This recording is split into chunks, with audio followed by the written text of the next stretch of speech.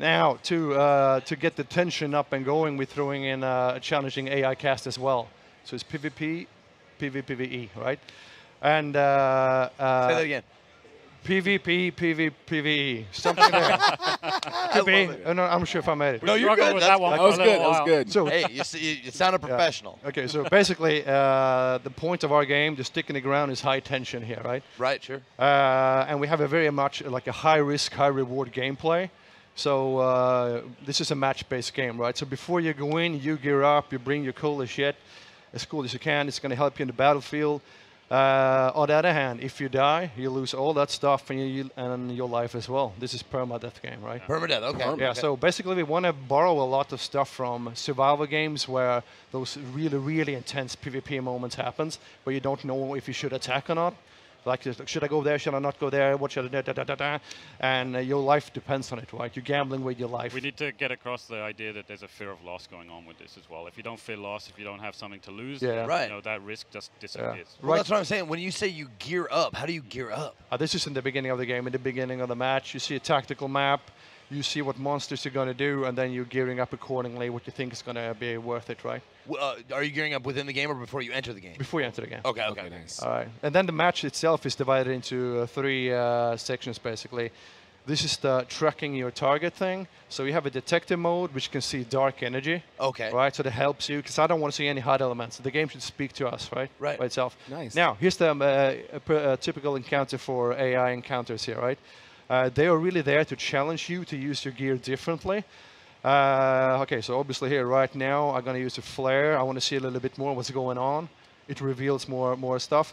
On the other hand, all the other teams out there might see that flare, right? Right. Yeah. Good. So, and now we ended up in a bit of a combat situation. This encounter didn't go so well for us, actually, when we played it. You'll see here it's like a bunch of bad players playing badly, right? So we go in there, we tried to do a cool thing, and it turned it around on us, and we had to retreat. Better run than fight poorly, man. Yeah. Yeah, well, permadeath, I mean, that gives you something to lose. Yeah. For sure. And so the whole point with this game with the AI is we want to create the unknown here and always makes you guess what's around the corner here, right? Like, is it a player? Is it an AI? What could it be? Okay, I'm missing it. So this is the detector mode. I'm spotting like dark energy in the world. It helps me to guide around. If I get there, I can connect, kind of like I have some superpowers to connect with the boss, and that's going to narrow down his location, right? Is that what creates the dark energy that you see? Is the Yeah, there's like a detector mode. I have a bit of hell inside of me. I have a skill, right? So when I use this one, I can see a little bit of the underworld, right? Oh. Good. So this here, right there, right? I can see that there's something going on in that house, but I don't know necessarily what. Sure. Okay. Yeah. So there's some danger in there. There's something there. There's a clue we want to get to. Okay. If we interact with it, we make a temporarily connection with the boss, and in this time we can see through his eyes, right, and try to narrow down his location. Yeah. And at the same time, obviously, we've got, there's a bunch of other players all trying to do the same thing. Yeah. These are like these are like magnets for other players. Other players are searching for the same thing. Oh yeah. Good. So if you don't play carefully and watch out here and do some teamwork, you might be in shit. Oh, so this is like the goal. Yeah. So this is the first clue to the boss, right? Okay. So as you see now, I'm gonna make a connection to the pit of hell. Yeah, I do. And obviously, I'm seeing through the target's eyes, right? We've actually had situations where players have done this, and we've seen other teams fighting. Oh, dude, I just figured out what that was. Yeah. Oh, my God. It's an arachnid. Yeah.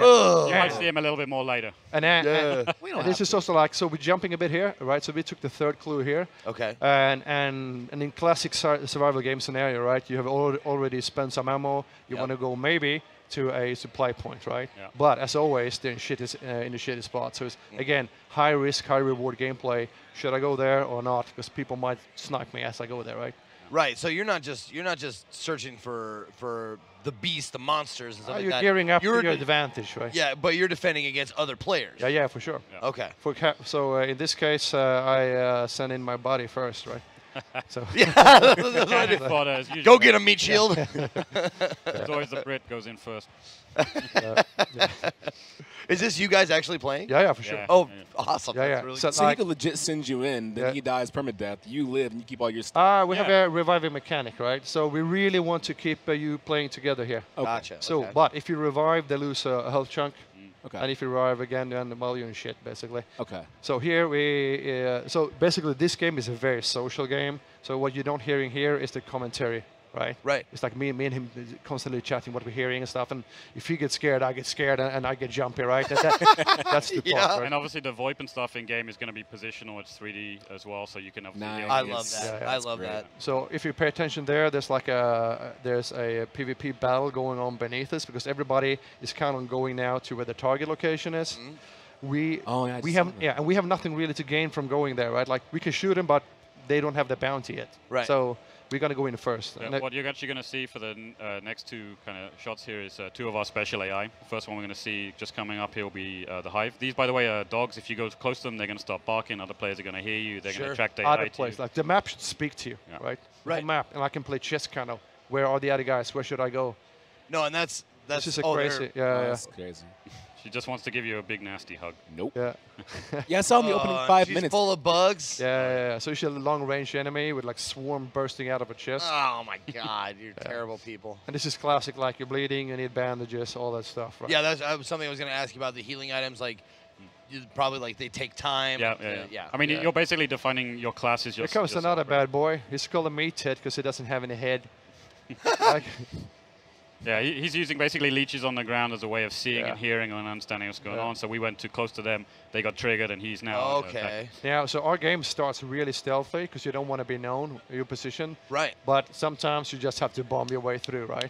Well, yeah. I mean, if that guy sees you, it's. Yeah, this is like hotspots of actions. Yeah. The lighting's outstanding in this game. It's all about the mystery and the darkness and the unknown. Yeah. And obviously, now, oh, sorry. So here we are. This is the boss fight. Okay. It's a human mixed with a spider. He climbs on walls and roofs. You need to be sure to be fast here, because there could be another team coming and fighting him at the same time, right? Oh, that's not good. No.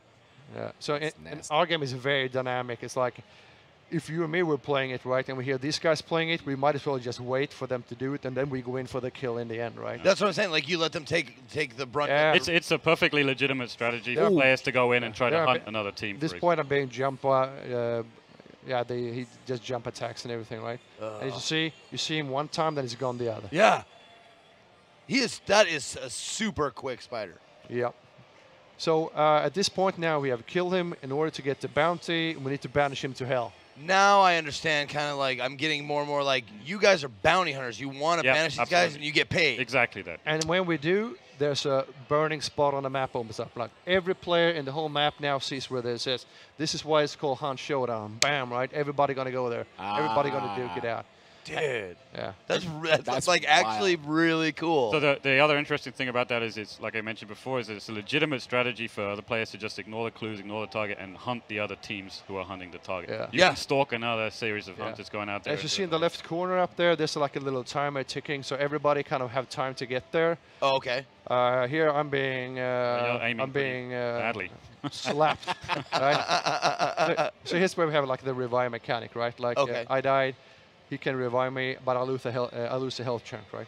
Right. Okay. So basically, for us, since we got there first, this is a defensive mission at this point, right? Yeah. And all the threats we had coming in are now perfect for us, because we will hear dogs barking if the players coming too close to them. So we can all, again, like listening to the environment and use it to your advantage, right? That's actually something I wanted to touch on as far as the sound design goes. Like, I love it when you actually have to use your ears as a part of the game. Yeah, exactly. So we call like reckless players or dead players, man. Yeah. Now this is towards the end. So we have the bounty. We try to shoot ourselves out of this compound. No, that's what I'm saying. Like, when you get the bounty, if they kill you, do they get it? They get it. Yeah. Oh, okay. And again, you have that dark vision, so I can locate that bounty, right? What you're about to see here, by the way, in just 1 second, he's going to throw what we call the concertina bomb. So this is basically an area denial. It's like a barbed wire bomb. That you have, right? It kind of denies you from going across the bridge, and it can fill up rooms and other stuff like that. And then our goal is to get to the exit point, and then you're going to get cash, unlocks, and everything like this. Now, if somebody's scared of permadeath, the whole thing with our game is like, you die, but everything you unlock saves in the bloodline. Okay. And when you recruit a new hunter, you can put new stuff on him again. Yeah, that will carry over. So you constantly progress, right? Wow. This game is, honestly, it's so much better than I gave it credit for when I saw the trailer, man.